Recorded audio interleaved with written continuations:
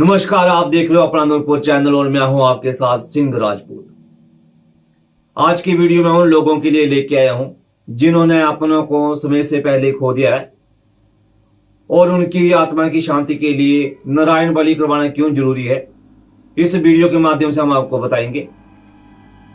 जब तक आप नारायण बलि नहीं करवाते तब तक उनकी आत्माएं जो भड़कती रहती हैं, अकाल मृत्यु जानी जिनकी मौत समय से पहले हो जाती है, चाहे वजह कोई भी रही हो, तो उनकी आत्माओं की शांति के लिए नारायण बलि करवाना बहुत जरूरी होता है। देखें पूरी वीडियो और ज्यादा से ज्यादा इस वीडियो को शेयर करें। मैं हूं आपके साथ सिंह राजपूत। नारायण बलि के लिए आपको मैं यही कहूँगा कि ये बहुत जरूरी कार्य है।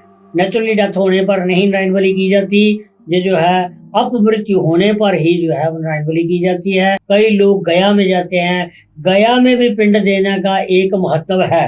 आप 3 पीढ़ियों का दोष जिसको लगा होगा, गया में जाने पर आपके सारे वो दोष दूर हो जाएंगे। एक मंडी में हमारे हिमाचल में एक ऐसी जगह है, यहाँ पर आप जाकर के अपने पूर्वजों की स्थिति के बारे में पता कर सकते हैं। ठीक है, वहाँ जाकर के आप पूछेंगे कि उसी आवाज़ में, मंडी में है हमारा ये डिस्ट्रिक्ट, मंडी में हिमाचल में, तो वो उस प्रेत आत्मा को बुलाते हैं। अगर तो वो देव योनि में, कहीं पुरुष योनि में, कहीं और किसी योनि में चला हो गया तो उसकी आवाज़ आएगी कि मैं इस योनि में मेरा जन्म, फलानी जगह पे मेरा जन्म हो चुका है। नमस्कार शास्त्री जी। दोस्तों नमस्कार। शास्त्री जी, हमें बताना चाहिए कब और क्यों की जाती है नारायण बलि। ऐसा है, नारायण बलि का संबंध सिर्फ अकाल मृत्यु से है। जिसकी मृत्यु एक्सीडेंट से बेड के ऊपर हॉस्पिटल गाड़ी में हो जाती है, उसकी नारायण बलि करवाई जाती है। और नारायण बलि का मतलब है कि नारायण जी को तर्पित करना, तृप्त करना। जो प्राणी चला जाता है, जाना तो सभी ने होता है, आया है सो जाएगा, राजा रंग फकीर। लेकिन कुछ अच्छे अपने कर्मों से चले जाते हैं, कुछ जो है वो दुर्मरण, उनको हम शब्द बोलते हैं दुर्मरण, जो होता है उसके लिए नारायण बलि की जाती है। और नारायण बलि जो है 13 दिन के पश्चात और 1 वर्ष तक के अंतराल में उसको जब मर्जी किया जा सकता है। वैसे तो जिस आदमी का अनुष्ठान होता है और ब्रह्मा, विष्णु, रुद्र, यम और प्रेत की पूजा की जाती है, ये अप्रोक्सीमेटली 25 और 30 हज़ार रुपए का खर्चा है आज के समय के हिसाब से। तो अगर कोई गरीब आदमी है, मान लो वो इतने पैसे भी नहीं खर्च करना चाहता और अपने माता पिता की अंत्येष्टि, अपने माता पिता की नारायण बलि भी कराना चाहता है, तो जो गायत्री का अनुष्ठान है उसको कम किया जा सकता है, पैसों के हिसाब से उसको आधा किया जा सकता है। लेकिन बाकी वाली पूजा जो है ब्रह्मा जी की है, विष्णु जी की है, रुद्र की है, यम की है और प्रेत की है, ये पूजन उसी तरीके से होगा।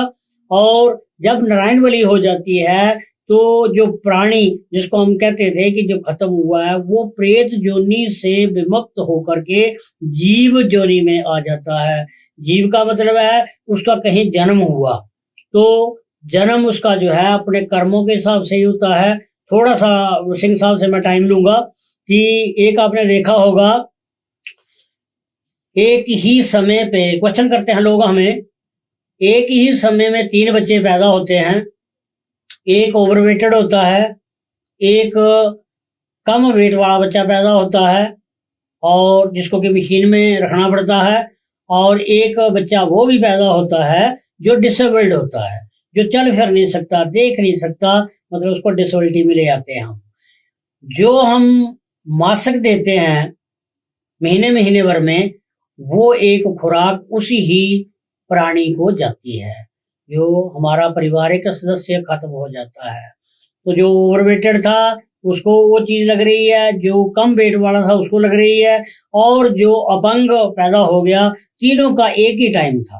ज्योतिष शास्त्र में जो तीनों का अलग अलग डेफिनेशन नहीं मानी जाती, तीनों का एक टाइम पे जन्म हुआ, तो इसलिए हमने उसको प्रेत जोनि से विमुक्त करने के लिए नारायण बलि करवाई। कई लोगों ने देखा कि मासिक भी देना उचित नहीं समझते, बारखी करना उचित नहीं समझते, अपने घर 2 मंजिल 3 मंजिल 4 मंजिल कोठियां बनी हुई हैं, फिर भी बंदा बोलता है यहाँ गंद पड़ेगा, मैं जाकर के हरिद्वार में जाकर के इसकी क्रियाकर्म करता हूँ, हरिद्वार जाकर के इसकी जो है वो बारखी कर देता हूँ। तो दोस्तों मैं तो आपको ये विशेष रूप से कहना चाहूँगा, जिस माँ बाप ने आपको जन्म दिया, ये संसार आपको दिखाया, उनके प्रति आपकी श्रद्धा पूर्वक श्रद्धांजलि यही है कि आप समय के मुताबिक उनके सारे कर्म जो है वो पूरे किए जाएं, और पूर्ण करेंगे तो आपको पारिवारिक, जैसे हम कह देते हैं पितृदोष हो गया आपको, वो आपको पितृदोष नहीं लग सकता। जब आपने माता पिता का अच्छा कर्म किया होगा तो पितृदोष वाली बात नहीं आती है, और जब आपने किया कुछ भी नहीं होगा तो आपको पैतृक दोष जो है वो लग जाएगा, फिर आपको पूजा पाठ कराना पड़ेगा। और सिंह साहब ने जो मुझे पूछा था क्वेश्चन था नारायण बलि का, तो आप मेरे ख्याल समझ गए होंगे कि नारायण बलि का विशेष यही है कि प्रेत जोनी से हट करके जीव जोनी में आना। जीव जो है वो चाहे पशु भी हो सकता है, सांप हो सकता है, बिच्छू हो सकता है, आदमी हो सकता है। तो आपको पता है ये जोनी एक सांप है, उसको पता है कि उसको जब मारेंगे तो उसकी वो जोनी कट होगी, चींटियां हैं उसकी जोनी खत्म होगी। तो पुरुष जोनी में आना एक बड़े सौभाग्य की बात है, और आदमी के अच्छे कर्म किए होते हैं जिसने, वो फिर दोबारा पुरुष जोनी में ही आता है। लेकिन उसको एक आप गमला लगाते हैं घर में, टाइम टू टाइम उसको जब पानी आप देते हैं तो वो फूल वो पौधा बहुत बढ़िया हो जाता है, बहुत ग्रोथ करता है वो। इसी तरीके से हमारा जीवन यापन भी ऐसा ही है। और नारायण बलि के लिए आपको मैं यही कहूँगा कि ये बहुत जरूरी कार्य है। नेचुरली डेथ होने पर नहीं नारायण बलि की जाती, ये जो है अपमृत्यु होने पर ही जो है नारायण बलि की जाती है। नारायण बलि से कई पीढ़ियों का उद्धार हो जाता है। जैसे आपने देखा था कि कौरवों पांडवों के युद्ध में भी जो है कई लोगों की जानें गई थी, तो उस टाइम भी गंगा जी को जो है यहाँ ला करके अपने पितरों का उद्धार किया था। इसी तरीके से हम भी जो भी पैतृक कार्य करते हैं उससे हमारे कई 3 पीढ़ियों की जो है वो खुशहाली आ जाती है। कई लोग पिहोवा जाते हैं, कई लोग गया में जाते हैं। गया में भी पिंड देने का एक महत्व है। आप 3 पीढ़ियों का दोष जिसको लगा होगा, गया में जाने पर आपके सारे वो दोष दूर हो जाएंगे। चाहे पिता दादा परदादा दादी परदादी आपके जो भी आपके पूर्वज थे उनको जो है उनका उद्धार हो जाता है, वो गया में भी जाने से हो जाता है।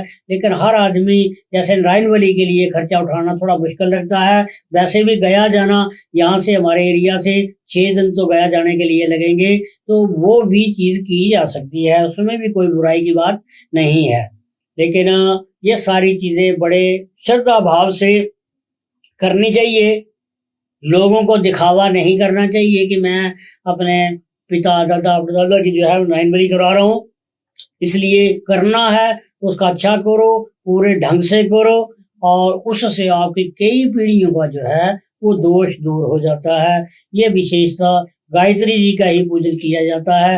आपको पता है 3 बार गायत्री उच्चारण करने से भी हमारे आधे रोग दूर हो जाते हैं। तो ये तो नारायण बलि थी, इसीलिए नारायण बलि के लिए शास्त्री जी रोकना चाहूंगा आपको जी, एक ऐसा ही माना जाता है ना ये जो नहीं करवाते हैं तो उसके क्या इफेक्ट पड़ते हैं फिर? मतलब आपने मैंने बोला कि वो प्रेत योनि में ही लटकता रहता है, परिवार के ऊपर भी इफेक्ट पड़ते हैं। बिल्कुल पड़ता है, परिवार में भी उसका ये फर्क रहेगा कि जब आपके पूर्वज जो हैं वो भटक रहे हैं, आज तो सब जगह घर बन गए, नहीं तो आपने पहले देखा होगा कि सुनसान जगह होती थी, वहां पर कोई कहता है छल हो रहा है, छलेडा हो रहा है, ये हो रहा है, वो हो रहा है।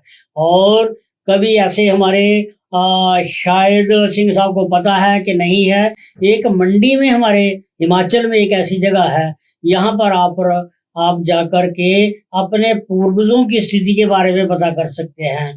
ठीक है, वहां जाकर के आप पूछेंगे कि उसी आवाज में, मंडी में है हमारा ये डिस्ट्रिक्ट मंडी में हिमाचल में, तो वो उस प्रेत आत्मा को बुलाते हैं। अगर तो वो देव योनि में, कहीं पुरुष योनि में, कहीं और किसी योनि में चला हो गया तो उसकी आवाज आएगी कि मैं इस योनि में मेरा जन्म, फलानी जगह पे मेरा जन्म हो चुका है।